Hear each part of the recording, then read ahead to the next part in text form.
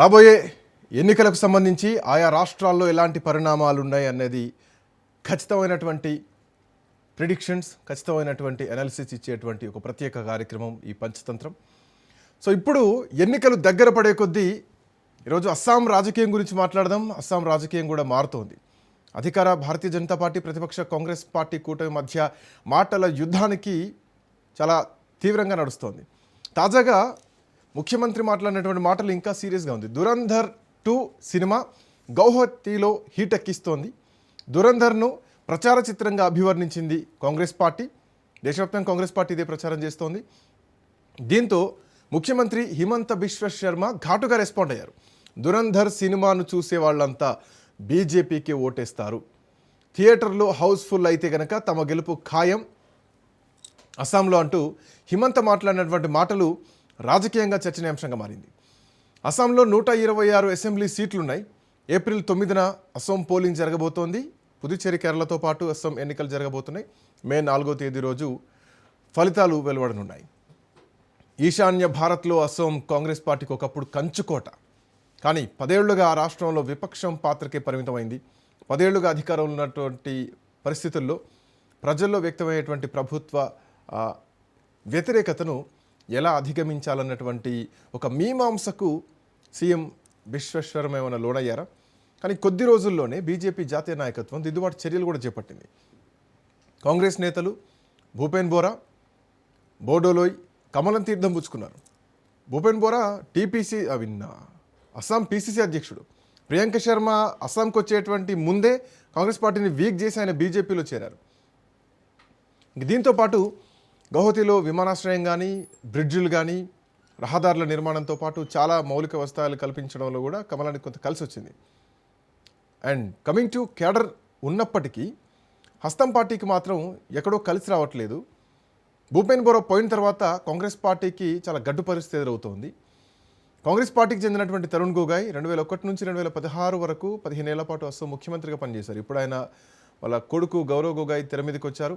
అన్నీ తానై కాంగ్రెస్ పార్టీ విజయం కోసం ఒంటి చేత్తో పోరాడుతున్నారు. అస్సాం రాష్ట్ర కాంగ్రెస్ అధ్యక్షుడైనటువంటి గౌరవ్ గొగోయ్ కాంగ్రెస్ అగ్రనేత రాహుల్ గాంధీకి చాలా నమ్మకస్తుడు. ఇట్లాంటి పరిస్థితుల్లో అస్సాం రాజకీయాల్లో ఉవ్వెత్తున ఎగిసిపడినటువంటి కెరటం అస్సాం గుణ పరిషత్. ఒకప్పుడు అస్సాం అంటేనే ఏజీపీ అంటే అస్సాం, ఆ స్థాయిలో ఉంది. బట్ ఇప్పుడు ఆ పార్టీ ఉనికి కోసం పోరాడే పరిస్థితికి చేరుకుంది. బీజేపీ జాతీయవాదం ముందు ఏజీపీ ప్రాంతీయవాదం పెద్దగా పనిచేయట్లా. చివరికి అధికారం కోసం బీజేపీతో పొత్తు పెట్టుకోవాల్సినటువంటి అవసరం ఏర్పడుతోంది. అది మరింత పార్టీకి నష్టం కలిసి వస్తోంది. మాట్లాడదాం ఈ గణాంకాలు ఎట్లా ఉండబోతున్నాయి. ప్రముఖ రాజకీయ విశ్లేషకులు శేషు గారు మనతో పాటు జాయిన్ అవుతున్నారు. Seshu sir, good evening. Srikanth, Dhurandhar 2 బీజేపీని గెలిపిస్తుందా అస్సాంలో? పాయింట్ ఒకటైతే గనక బీజేపీ మీద అంత వ్యతిరేకత ఉందా? కాంగ్రెస్ పార్టీ నుంచి పీసీసీ అధ్యక్షుడిగా ఉన్నటువంటి భూపేన్ బోరా రాజీనామా తర్వాత కాంగ్రెస్ పార్టీ వీక్ అయిందన్నటువంటి వార్తలు ఆ రోజు బలంగా వినిపించాయి. ఇప్పుడు గొగోయ్ బాధ్యతలు చేపట్టిన తర్వాత ఎంతవరకు కాంగ్రెస్ పార్టీ టఫ్ ఫైట్ ఇస్తుంది? అస్సాం పాలిటిక్స్ని ఎట్లా చూడొచ్చు శేషు సార్? శ్రీకాంత్, అస్సాం పాలిటిక్స్ కంటే ముందు ఈ 5 రాష్ట్రాల ఎన్నికలు జరుగుతున్నటువంటి వేళ ఉన్నటువంటి పొజిషన్ కూడా ఒకసారి మనం చూడాలి. ఈ 5 రాష్ట్రాలలో వెస్ట్ బెంగాల్లో కాంగ్రెస్ పార్టీకి అసలు సీట్లు గెలుస్తుందా లేదా అనేటటువంటి ఒక మీమాంస. అవును. రెండోది మీకు తమిళనాడుకు వచ్చేసరికి అది డిఎంకే పంచన, డిఎంకే నీడన ఎదిగేటటువంటి పార్టీ. డిఎంకే ఇచ్చినటువంటి సీట్లలో కొన్ని గెలుపు సాధించేటటువంటి పార్టీ. కాబట్టి ఆ 2 రాష్ట్రాల్లో పెద్దగా ఉనికి లేదని చెప్పుకోవాలి మనం. ఇక మిగతా 3 రాష్ట్రాల్లో అయితే ఇప్పుడు కాంగ్రెస్ పార్టీ దేశవ్యాప్తంగా 3 రాష్ట్రాల్లోనే అధికారంలో ఉంది. ఒకటి కర్ణాటక, రెండోది తెలంగాణ, మూడోది హిమాచల్ ప్రదేశ్ లో ఉంది. ఇప్పటికిప్పుడు గనక ఈ 3 రాష్ట్రాల్లో ఎన్నికలు పెడితే కాంగ్రెస్ పార్టీ ఈ 3 రాష్ట్రాల్లో ఓడిపోతుంది. అందుకని అమిత్ షా ఒక నినాదం తీసుకున్నాడు. ఏంటి అనంటే కాంగ్రెస్ ముక్త భారత్ అని ఒక నినాదం తీసుకుంటే ఆ నినాదానికి ఈ 3 రాష్ట్రాలు అడ్డుకట్టేశాయి. అయితే మళ్ళీ ఈ 3 రాష్ట్రాల్లో కాంగ్రెస్ పరిస్థితి బాగాలేదు కాబట్టి మరి అమిత్ షా స్లోగన్ నిజమవుతుందా అనంటే నిజం కాకుండా చూసే బాధ్యత ఇంకో 3 రాష్ట్రాల పైన ఉంది. ఇప్పుడు ఆ 3 రాష్ట్రాలు ఏంటంటే ఒకటి కేరళ. కేరళలో కాంగ్రెస్ పార్టీ యూడిఎఫ్ గెలుస్తుంది అనేటటువంటి ఒక అంచనాలు ఉన్నాయి. కాబట్టి కాంగ్రెస్ కి కొద్దిగా కలిసి వచ్చేటటువంటి అంశంగా చూడాలి. రెండోది పుదుచ్చేరి, పాండిచ్చేరిలో మీరు ఒకప్పుడు కాంగ్రెస్ చాలా బలంగా ఉన్నటువంటి పార్టీ. ఎప్పుడైతే రంగస్వామి ఆ పార్టీ నుంచి విడిపోయి ఎన్ఆర్ కాంగ్రెస్ పెట్టుకున్నాడో, కాంగ్రెస్ పార్టీకి ఇబ్బందికరమైన పరిస్థితులు ఉన్నాయి. ఇప్పుడు అవును. పాండిచ్చేరిలో కూడా కాంగ్రెస్ పార్టీ రంగస్వామి పార్టీకి బలమైన ప్రత్యర్థి. అక్కడ కూడా ఏమన్నా గెలుపు అవకాశాలు ఉంటే కాంగ్రెస్ కి మేలు జరుగుతుంది రాజకీయంగా. చిన్న రాష్ట్రమైనా రాజకీయంగా కొంత మేలు జరుగుతుంది. అవును. ఇక మూడో రాష్ట్రానికి వచ్చాక అస్సాం. అస్సాంలో ఒక ఈశాన్య రాష్ట్రాల్లో ఒక పెద్ద రాష్ట్రం. అవును. ఒకప్పుడు అస్సాము కాంగ్రెస్ కి ఒక పెట్టని కోటగా ఉండేది. 2000 మీరన్నట్టు 2001 నుంచి 2016 వరకు తరుణ్ గొగోయ్ 3 సార్లు హ్యాట్రిక్ విజయం సాధించి చీఫ్ మినిస్టర్ గా కాంగ్రెస్ పార్టీ ఉంటే 2016, 2021లో కాంగ్రెస్ పార్టీ ఇక్కడ ఓడిపోయింది. 2 వరుస ఎన్నికల్లో భారతీయ జనతా పార్టీ చేతిలో ఓడిపోయింది. అవును. ఇక్కడ కూడా భారతీయ జనతా పార్టీకి ప్రధానమైనటువంటి ప్రత్యర్థి కాంగ్రెస్ పార్టీ ఉంది. అస్సాంను కూడా కాంగ్రెస్ గెలుచుకుంటే దేశవ్యాప్తంగా కాంగ్రెస్ కి కొంత మైలేజ్ పెరుగుతుంది. అటు కేరళలోను, ఇటు అస్సాంలోను, అటు పాండిచ్చేరిలోను కాంగ్రెస్ గనక గెలవగలిగితే కొంత ఆశావాద దృక్పథం ఉన్నప్పటికీ కూడా గెలవగలిగితే కాంగ్రెస్ పార్టీకి మంచి రోజులు వచ్చినట్టుగానే చెప్పాలి. రాజకీయంగా కొంత కలిసి వస్తుంది. అయితే అస్సాంలో ప్రస్తుతం ఉన్నటువంటి పరిస్థితి ఏంటంటే ఏప్రిల్ 9వ తారీఖు నాడు ఎన్నికలు జరగబోతున్నాయి. బట్ ఈ ఎన్నికల షెడ్యూల్ ప్రకటించక ముందు అస్సాంలో బీజేపీకి నల్లేరుపై నడక అన్నట్టుగా విజయం ఉండే. ఎందుకు అనంటే హిమవంత్ బిశ్వ శర్మ నాయకత్వం గానీ, దేశవ్యాప్తంగా భారతీయ జనతా పార్టీకి ఉన్నటువంటి అనుకూలత గానీ, మోడీ అమిత్ షా వ్యూహాలు గానీ కొంత బలంగా ఉన్నది కాబట్టి అస్సాంలో బీజేపీ మళ్ళోసారి గెలిచి హ్యాట్రిక్ విజయం సాధిస్తుందని అనుకుంటున్నారు. అయితే ఈ ఎన్నికల షెడ్యూల్ విడుదలైన తర్వాత, అభ్యర్థులను ప్రకటించిన తర్వాత, పొత్తులు ఖరారైన తర్వాత కాంగ్రెస్ కూడా బీజేపీకి ధీటైనటువంటి ప్రత్యర్థిగా నిలబడింది. అంటే అంత ఈజీ కాదు బీజేపీకి అస్సాంలో గెలుపు. కాంగ్రెస్ బలమైనటువంటి పోటీ ఇస్తుంది. నేను ఎందుకు ఈ మాట అంటున్నానంటే, కాంగ్రెస్ మొన్నటి లోక్సభ ఎన్నికల్లో ఒంటరిగా పోటీ చేసి కూడా 39% ఓట్లు సాధించింది. అంటే ఇప్పటికీ కూడా కాంగ్రెస్ కి అస్సాంలో బలమైనటువంటి ఓటు బ్యాంక్ ఉంది. బట్ దానికి ఇంకా కొంత కలిస్తే కాంగ్రెస్ కి కొంత ఓటు బ్యాంకు కలిసి వస్తే బీజేపీని ఓడించడం పెద్ద కష్టమేం కాదు. బీజేపీకి 46% ఓట్లు వచ్చాయి ఇది లోక్సభ ఎన్నికల్లో. లోక్సభ ఎన్నికల్లో మనందరికీ తెలిసిందే కాస్త మోడీ చరిష్మా తోటి భారతీయ జనతా పార్టీకి ఓట్లు వచ్చేటటువంటి సందర్భం. ఇదే 2021లో అస్సాంలో 2 పార్టీల మధ్య ఓట్లలో పెద్దగా తేడా లేదు శ్రీకాంత్. 44.5% బీజేపీకి వస్తే 43.6% కాంగ్రెస్ కి వచ్చాయి. జస్ట్ 1% ఓటు ఉంది, కానీ సీట్లలో తేడా ఉంది. మీకు బీజేపీ కూటమి 70 సీట్లు గెలిస్తే కాంగ్రెస్ కూటమి 50 సీట్లు మాత్రమే గెలిచింది.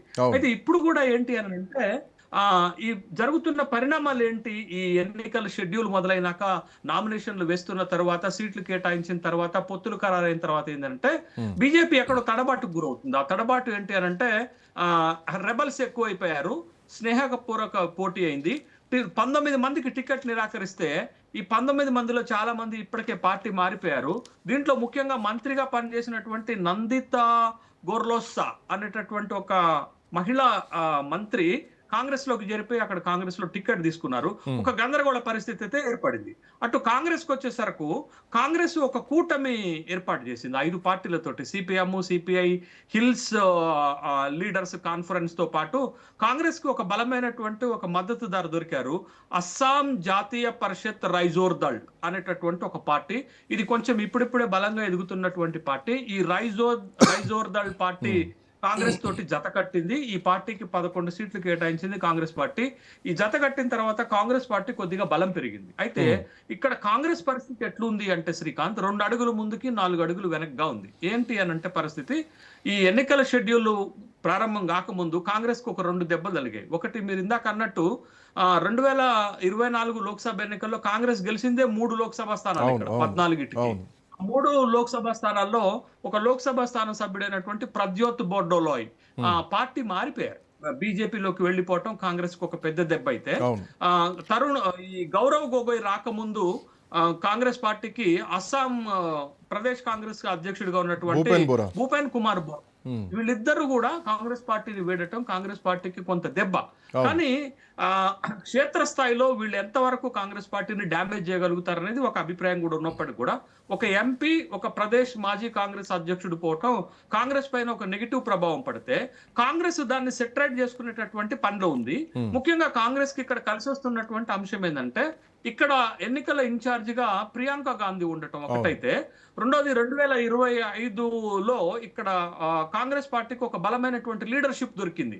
తరుణ్ గొగోయ్ ఎంత బలమైనటువంటి లీడరో, గౌరవ్ గొగోయ్ కూడా అంత బలమైన లీడరే కాదు, గౌరవ్ గొగోయ్కి మంచి విద్యావంతుడు అనేటటువంటి పేరుంది, ఒక క్లీన్ ఇమేజ్ ఉన్నటువంటి వ్యక్తి. మీకు లోక్సభలో చూడండి, లోక్సభలో రాహుల్ గాంధీ తర్వాత మీకు కాంగ్రెస్ పార్టీ నుంచి బీజేపీని ఎదుర్కొనేటటువంటి లీడర్లో గౌరవ్ గొగోయ్ కనపడతారు మనకి. ఒక సబ్జెక్ట్ నాలెడ్జ్, ఒక పదునైనటువంటి మాటలతోటి ప్రత్యర్థులను ఎదుర్కొనేటటువంటి తీరు, గౌరవ్ గొగోయ్కి ఒక స్పెషల్ ఇమేజ్ ఉంది. బట్ ఆ ఇమేజ్ ఎంతవరకు పనిచేస్తుంది, కాంగ్రెస్ పార్టీని ఎంత బలంగా నడపగలుగుతాడు అనేది మనం చూడాలి. హిమవంత్ బిశ్వ శర్మ బీజేపీకి ఒక బలమైనటువంటి లీడర్. ఒక అస్సాంకే కాదు, మొత్తం ఈస్టర్న్ స్టేట్లలో నెడా అనే ఒకటి ఉంటుంది, నార్త్ ఈస్టర్న్ డెవలప్మెంట్ ఏజెన్సీకి, దానికి చైర్మన్ తను, కన్వీనర్ తను. కాబట్టి హిమవంత్ బిశ్వ శర్మ వచ్చిన తర్వాత భారతీయ జనతా పార్టీ మీకు ఒక బలమైనటువంటి పార్టీగా అస్సాంలో ఎదగటంతో, బట్ ఆ నాయకత్వాన్ని ధీటుగా ఎదుర్కోవటానికే ఈ లోక్సభ సభ్యుడైనటువంటి గౌరవ్ గొగోయ్ని కాంగ్రెస్ పార్టీ ఇక్కడ దించింది. బట్ ఇప్పుడు పోటీ ఎలా తయారైంది అని అంటే నెక్ టు నెక్ పోటీగా తయారైంది. బట్ ఎన్నికల నోటిఫికేషన్ రాకముందు అబ్సల్యూట్ గా సాలిడ్ గా బీజేపీ వైపుకు ఉన్నటువంటి విజయం కాస్త ఇప్పుడు నెక్ టు నెక్ తయారైంది. ఈ నెక్ టు నెక్ తయారైనటువంటి దాంట్లో కాంగ్రెస్ పార్టీ ఎంత బలంగా వ్యూహాలు రూపొందించగలుగుతుంది బీజేపీని ఓడించడానికి అనేది ఒకటి. దీంట్లో నువ్వు అడుగుతున్నట్టు అస్సాంలో ఉన్న ప్రధాన సమస్య ఏంటంటే అక్రమ వలసలు. ఈ అక్రమ వలసలు తోటే వస్తున్నటువంటి ఇబ్బంది. దాన్ని క్యాష్ చేసుకోవటానికి భారతీయ జనతా పార్టీ శతవిధాల ప్రయత్నం చేస్తుంది. గౌరవ్ గొగోయ్ని కార్నర్ చేసింది. గౌరవ్ గొగోయ్ భార్య పాకిస్తాన్ ఏజెంట్ అనేటటువంటి ఒక అంశాన్ని తెర మీదకి తీసుకొచ్చింది.